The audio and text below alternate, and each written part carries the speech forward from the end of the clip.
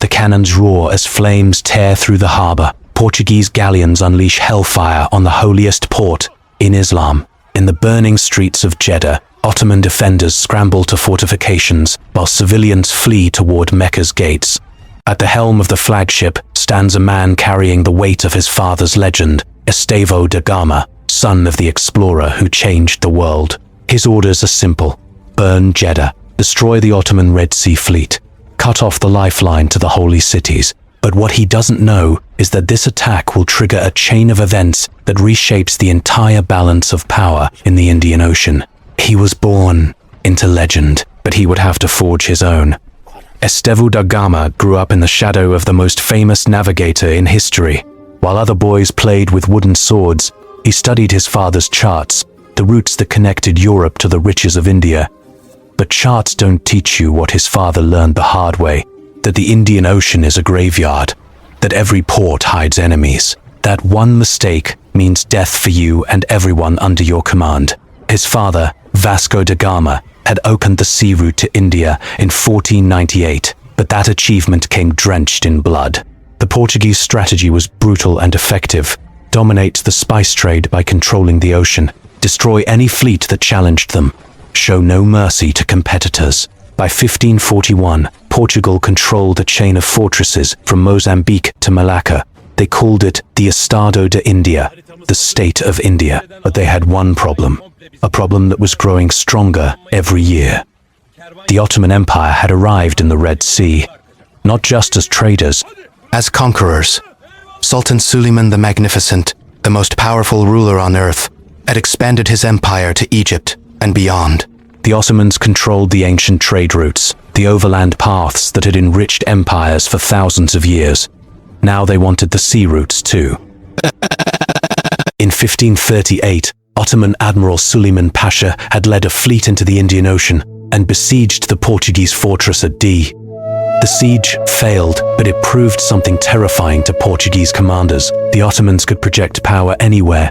They had the ships, they had the men, they had the artillery, and most importantly, they had the will to challenge Portuguese supremacy in waters the Portuguese considered theirs by right of conquest. The Portuguese viceroy in India, Dom João de Castro, understood what was at stake. If the Ottomans established permanent naval bases in the Red Sea, they could strangle Portuguese trade. Every year, Portuguese carracks carried fortunes in spices from India to Lisbon. Pepper, cinnamon, cloves. These weren't luxuries, they were strategic resources worth more than gold. Whoever controlled the spice trade controlled the economy of Europe, and the Ottomans were positioning themselves to take it all. Dom João needed someone special for what he planned next. Not just a skilled captain. He needed someone with fire in his blood, someone who understood that this wasn't just about trade routes or fortresses. This was about survival, about proving that Portuguese power in the Indian Ocean was absolute.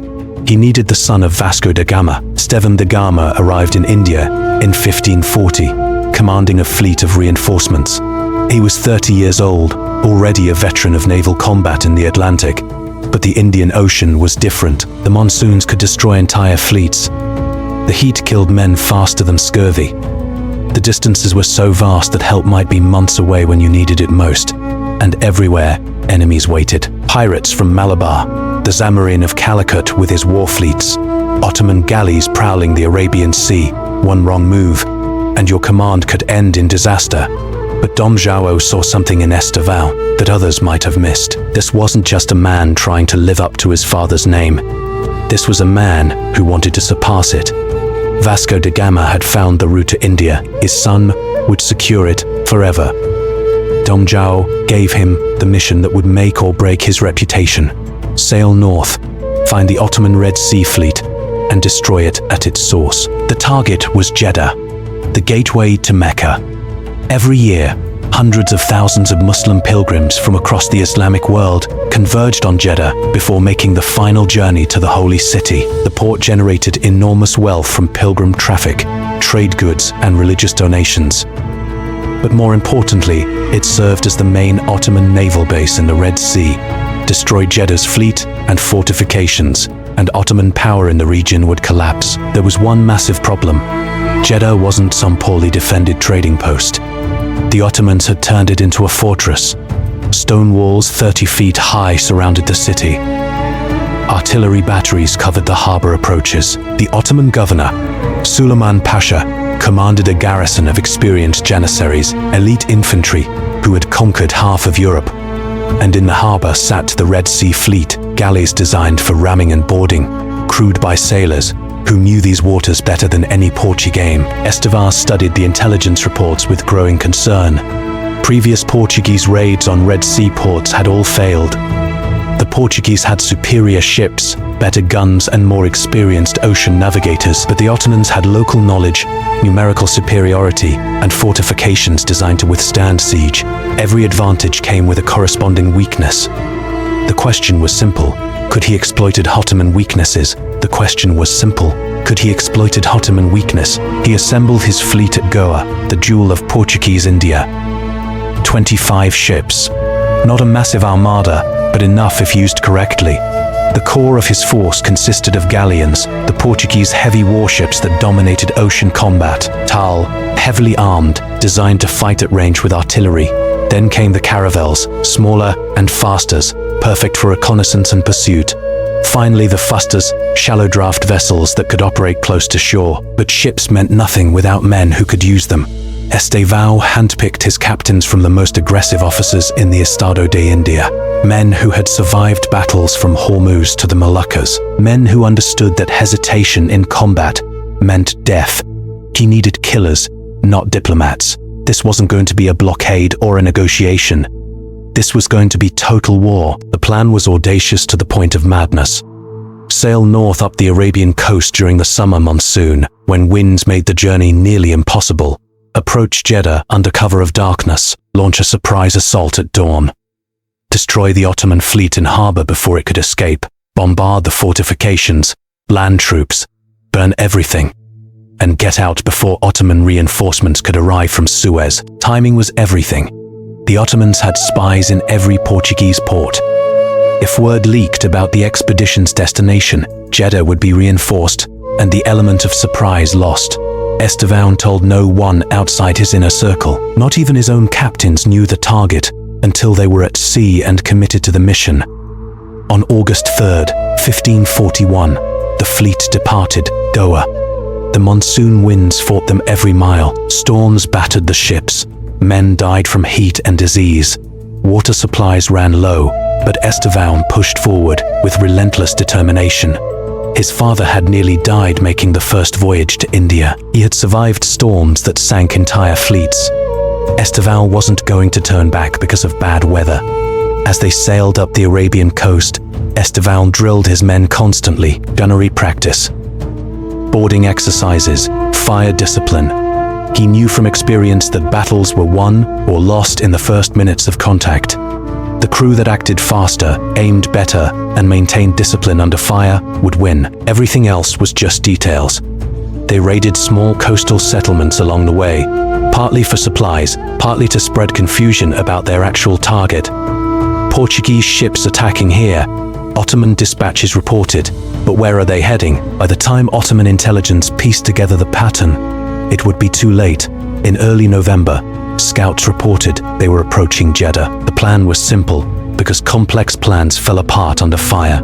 At dawn, the fleet would approach in line formation, galleons leading to absorb fire from shore batteries. Once in range, they would unleash everything they had. The goal wasn't to capture Jeddah. The goal was to destroy it so completely that the Ottomans would need years to rebuild. But there was one problem no one had fully anticipated. Intelligence had underestimated the strength of Jeddah's defenses. As dawn broke on November 12, 1541, Estevão saw what he was up against. The harbor was protected by a massive boom, a chain barrier designed to prevent enemy ships from entering. The walls bristled with artillery, dozens of cannon positioned to create overlapping fields of fire. And in the harbor sat not just the Red Sea Fleet, but merchant vessels hastily armed with guns and filled with troops. It was too late to turn back. His fleet had been spotted. Ottoman drums beat the alarm. Soldiers poured from barracks to defensive positions. Artillery crews loaded their guns. The entire city was mobilizing. Estevão had one advantage. He had surprised them at dawn, before they were fully ready. but that advantage was melting away with every passing second. He gave the signal. Attack. The Portuguese galleons opened fire first. The roar of their broadsides echoed across the water like thunder. Stone and timber exploded from Ottoman fortifications as cannonballs slammed home. The Ottomans fired back. Their guns were smaller, but they had more of them, and they knew the exact ranges to every point in the harbor. Portuguese ships shuddered under the impact, not because he was suicidal, but because his captains needed to see him leading from the most dangerous position. If he showed fear, they would hesitate. If he showed courage, they would follow him into hell. The boom was the immediate problem. As long as it blocked the harbor entrance, his ships couldn't get close enough to the Ottoman fleet to engage effectively. He ordered two of his fastest fusters forward to attempt to break the chain. Ottoman gunners concentrated fire on these small vessels. One fuster took a direct hit and exploded in flames. The other somehow made it through the gauntlet and reached the boom. For 30 agonizing minutes, Portuguese sailors worked under constant fire to break the chain barrier. Men died. The fuster took hit after hit, but they kept working. Finally, with a massive crack, the boom broke. The harbor entrance was open. But now came the real fight. The Ottoman fleet wasn't going to sit passively while Portuguese ships sailed in to destroy them. Ottoman galleys began moving to intercept, oars churning the water. These vessels were designed for exactly this kind of close-quarters battle. They were faster and more maneuverable than Portuguese galleons in confined waters. Their tactics were simple but deadly. Ram the enemy ship, lock alongside, board with overwhelming numbers. Esteval ordered his galleons to maintain formation and use their artillery advantage. The key was to keep the Ottoman galleys at a distance where Portuguese guns could devastate them, but Ottoman boarding tactics couldn't work. His gunners were the best in the Indian Ocean. They had trained for exactly this, and now they proved it. As the first wave of Ottoman galleys charged forward, Portuguese broadsides tore them apart. Cannonballs punched through hull planking like paper. Entire rowing sections disappeared in explosions of blood and splinters. The water filled with wreckage and drowning men. But the Ottomans kept coming. For every galley destroyed, another took its place. Their courage was extraordinary. They were sailing directly into cannon fire that was killing them by the dozen, and they didn't flinch. One Ottoman galley managed to close with Estevan's flagship. The impact nearly knocked him off his feet. Grappling hooks flew. Ottomans poured onto the deck, scimitars flashing in the morning sun. This was the moment Portuguese officers dreaded most. Boarding actions, where superior ships and guns meant nothing, where everything came down to whose soldiers could fight harder in brutal hand-to-hand combat. Estevan grabbed his sword and led his personal guard into the melee. This wasn't what commanders were supposed to do. He should have been directing the overall battle, not fighting in the middle of it, but his men needed to see him, needed to know their commander wasn't someone who ordered others to die while he stayed safe. So he fought, and his men fought harder because of it. The deck became a slaughterhouse. Portuguese soldiers using cutlasses and pikes against Ottoman warriors with centuries of combat tradition. Blood made the deck slippery. The wounded screamed, the dying cursed their enemies, and all around them the battle raged as cannons thundered and ships burned. Estevan's guards pushed the Ottomans back, slowly, step by bloody step, until finally, desperately, the surviving attackers dove back onto their galley and cut the grappling lines. The galley pulled away, sinking from damage it had taken during the approach. Estevan stood on his deck, breathing hard, covered in other men's blood. The boarding had lasted less than 10 minutes. It felt like hours, but there was no time to rest. The battle for the harbor was reaching its climax. Half the Ottoman fleet was destroyed or fleeing towards shore. Portuguese ships had broken into the harbor and were engaging the armed merchant vessels at close range. The fortifications continued firing, but their rate of fire had slowed as Portuguese counter-battery fire found its mark. Estevan saw his opportunity. The Ottoman fleet was broken. Now was the time to complete the destruction. He ordered his ships to pursue the fleeing galleys and set fire to anything that floated. Portuguese sailors, trained in naval warfare that stretched back to battles against Moorish pirates in the Mediterranean, knew exactly what to do. They used fire Primitive but devastatingly effective. Burning pitch hurled onto Ottoman decks, flaming arrows shot into sails. Firepots lobbed onto fleeing vessels. Within an hour, the harbor was an inferno. Ottoman ships burned where they sat. The fire spread to dockyard facilities, warehouses, even buildings near the waterfront. Black smoke rose thousands of feet into the sky, visible for miles in every direction. But Esteval wanted more than just ships. He wanted the city itself. He ordered his troops ashore. This was where things could go catastrophically wrong. His men were sailors, not infantry. They were exhausted from the naval battle, and they were landing in a hostile city defended by janissaries, some of the best soldiers in the world. The landing parties hit the beaches under covering fire from the ships. Ottoman defenders fought back viciously. Every street became a battlefield, every building a potential ambush site. Portuguese soldiers advanced block by block, burning everything as they went. The goal wasn't occupation, the goal was destruction. In the narrow streets near the waterfront, Portuguese troops encountered their first organized Ottoman resistance. A company of janissaries had formed up behind improvised barricades. These weren't ordinary soldiers.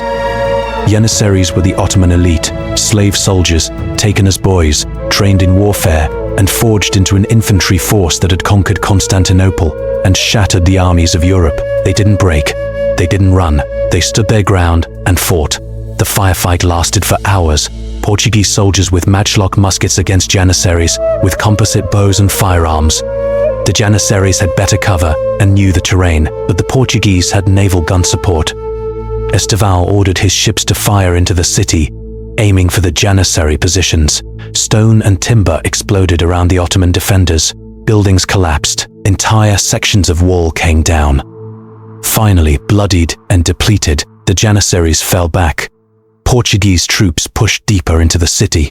They burned the markets where merchants from across the Islamic world traded goods. They destroyed warehouses filled with supplies for the Hajj pilgrimage. They demolished the customs house where Ottoman officials collected taxes, and they razed the naval arsenal where the Red Sea fleet had been maintained and supplied. But they didn't have much time. Esteval knew that Ottoman reinforcements would be coming from Suez and possibly from Egypt. His mission was destruction, not conquest.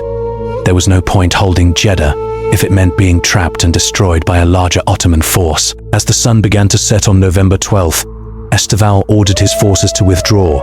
The city was in ruins. The fleet was destroyed. The harbor facilities were burning. Mission accomplished. Portuguese troops fell back to their ships, carrying their wounded and as much plunder as they could manage. The withdrawal was almost as dangerous as the assault. Ottoman forces, realizing the Portuguese were leaving, launched desperate counterattacks to inflict maximum casualties. Portuguese rear guards fought bitter, delaying actions to cover the evacuation. Men died on the beaches, ships took damage from renewed Ottoman artillery fire. But by nightfall, the entire Portuguese force was back aboard their vessels and pulling away from the burning city. As Jeddah disappeared behind them, Esteval surveyed his fleet. He had lost 3 ships completely destroyed. 7 more were damaged badly enough that they might not make it back to Goa. Casualties were heavy, over 200 dead, and 3 times that number wounded. But he had accomplished what no Portuguese commander had managed before. He had struck directly at Ottoman power in the Red Sea. He had destroyed their main naval base. He had proven that Portuguese ships could operate anywhere, even in the heart of Ottoman-controlled waters. But was it worth it?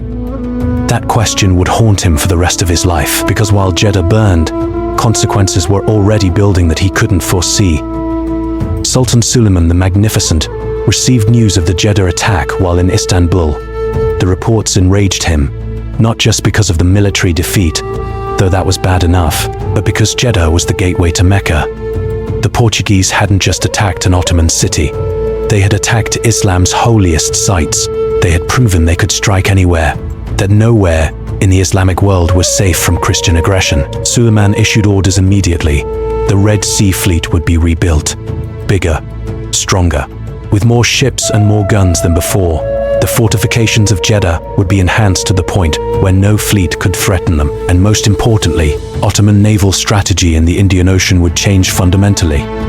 Before Jeddah, the Ottomans had seen the Indian Ocean as a secondary theater. important for trade, but not vital. After Jeddah, they understood that control of the Indian Ocean was existential. If the Portuguese could destroy Jeddah, they could blockade Mecca, they could strangle the Hajj pilgrimage, they could cut off Muslim trade routes. The Portuguese weren't just commercial rivals. They were an existential threat to the entire Islamic world. The Ottoman response came faster than anyone expected. Within a year, a new fleet was operating in the Red Sea. Within 2 years, Ottoman shipyards in Suez were building galleys at a rate that terrified Portuguese commanders. Within 3 years, the Ottomans had recaptured ports that had fallen to the Portuguese and established new naval bases throughout the region. But the Ottomans learned from Jeddah. They stopped trying to fight the Portuguese on Portuguese terms. No more massive fleet actions where Portuguese galleons could use their superior artillery. Instead, they focused on guerrilla naval warfare, small fast galleys that could strike Portuguese merchant ships and vanish before warships arrived. Coastal raids that wore down Portuguese garrisons, economic warfare that made the cost of maintaining Portuguese dominance increasingly unbearable. Vasco da Gama returned to Goa as a hero. Dom João de Castro praised his courage and tactical skill. King João III of Portugal awarded him honors and lands. Other officers studied his tactics, trying to understand how he had succeeded where others failed. But Estevan knew something they didn't. He hadn't won. Not really. Yes, he had destroyed the Ottoman fleet at Jeddah, and he had burned the city. Yes, he had proven Portuguese capabilities. But strategic victory wasn't about destroying ships or burning cities. It was about changing the balance of power permanently in your favor. And when he looked at Ottoman naval strength, 5 years after Jeddah, 10 years after, 20 years after, he saw that the Ottomans were stronger than ever. The attack on Jeddah had been the high watermark of Portuguese aggression in the Red Sea. After that, it was all downhill. Not because Portuguese ships weren't powerful, not because Portuguese sailors weren't skilled, but because the Ottomans had resources the Portuguese could never match. They could lose a fleet and rebuild it. They could lose 1,000 men and recruit another 1,000. They controlled populations in the tens of millions and could mobilize them for war. Portugal's population was barely 1 million. Every ship lost was irreplaceable. Every soldier killed left a gap that couldn't be filled. The Portuguese could win every battle and still lose the war through attrition. Jeddah proved Portuguese tactical superiority, but it also proved that tactical superiority wasn't enough. In 1547, Estevan da Gama died in India, still serving the empire his father had helped create. He was only 37 years old. Disease killed him, not combat. The Indian Ocean took its toll in many ways. He never saw his homeland again, never saw his family. His entire adult life was spent fighting to maintain Portuguese control of trade routes that were already slipping through Portuguese fingers. The next generation of Portuguese commanders faced an impossible situation. The Ottomans were growing stronger. Local Muslim rulers were more confident in challenging Portuguese authority. And back in Lisbon, the costs of maintaining the Estado da India were bleeding the royal treasury dry. Every year, the crown had to send more ships, more men, more money to maintain fortresses and fight wars thousands of miles from home. And for what? The spice trade that had once generated enormous profits was less lucrative now that everyone had figured out the routes, and increased competition had driven prices down. By 1580, the Portuguese Empire in the Indian Ocean was in crisis. By 1600, parts of it were collapsing. The Dutch arrived, then the English, both with resources and determination to take what the Portuguese had built. And they succeeded, not because they were necessarily better sailors or fighters, but because they understood something the Portuguese had missed. You can't hold an empire through force alone. You need local allies. You need economic systems that benefit more people than just your own merchants. You need to adapt to changing circumstances instead of clinging to strategies that worked 50 years ago. The Portuguese had proven they could conquer, but they never figured out how to rule. The attack on Jeddah symbolized everything right and wrong about Portuguese strategy in the Indian Ocean. The courage was undeniable. The tactical skill was exceptional. The determination was heroic. But strategy isn't just about winning battles. It's about achieving political objectives that make your nation more secure and prosperous. And by that measure, Jeddah was a failure. The Ottomans rebuilt. They learned. They adapted, and within a generation, they were stronger in the Red Sea than before the attack. The Portuguese had spent men, ships and resources to achieve a temporary victory that became a long-term defeat. That's the cruel math of imperial warfare. You need overwhelming resources to maintain control across vast distances. The Portuguese never had those resources. They were always punching above their weight class, and eventually, inevitably, they couldn't sustain it. But here's what makes the story of Jeddah fascinating. It wasn't a wasted effort. The attack changed the strategic calculus for everyone operating in the Indian Ocean. It showed that even powerful empires, like the Ottomans, were vulnerable to determined attacks. It demonstrated that control of the sea meant you could strike anywhere along thousands of miles of coastline, and it established patterns of warfare that would dominate the region for centuries. When the Dutch and English arrived in the Indian Ocean decades later, they studied Portuguese tactics. They learned from Portuguese successes and failures, and they built their own empires using methods the Portuguese had pioneered. The attack on Jeddah, therefore, wasn't just a Portuguese story. It was a turning point in the history of naval warfare, imperial competition, and the slow, painful process by which Europe came to dominate global trade. Vasco da Gama couldn't have known any of this as he sailed away from burning Jeddah in November 1541. He was focused on immediate concerns, getting his damaged ships back to Goa, treating his wounded, writing reports for the viceroy. He had accomplished his mission. He had struck a blow against Ottoman power. Whether that blow mattered in the grand scheme of history, he would never know. But we can look back now with centuries of perspective and see what he couldn't. Jeddah was important, not because it changed who controlled the Indian Ocean, but because it showed that control was contestable, that no empire, no matter how powerful, was invulnerable, that determined attackers with superior technology and tactics could strike anywhere, that the age of European naval dominance was just beginning, and the methods that would define that dominance were being forged in battles. The city itself recovered. Within years, it was rebuilt. The harbor was dredged. New fortifications rose. The Hajj pilgrimage continued. Trade resumed to visitors a decade later. There were few signs that the city had once been sacked by a Christian fleet. Ottoman administrators had erased the physical damage, but they never forgot the psychological damage. Never forgot that the Portuguese had proven they could strike the heart of the Islamic world whenever they chose. That fear shaped Ottoman naval policy for generations. It drove the buildup of Ottoman fleets in the Red Sea and Persian Gulf. It motivated the construction of fortresses and the establishment of naval bases throughout the Indian Ocean littoral. The Ottomans poured resources into defensive measures against a threat that came once and never returned in the same form. In a strange way, the attack's greatest impact was in Ottoman minds, not on the ground. This brings us to a fundamental question about the nature of power and warfare. What matters more, the physical damage you inflict or the psychological impact you create?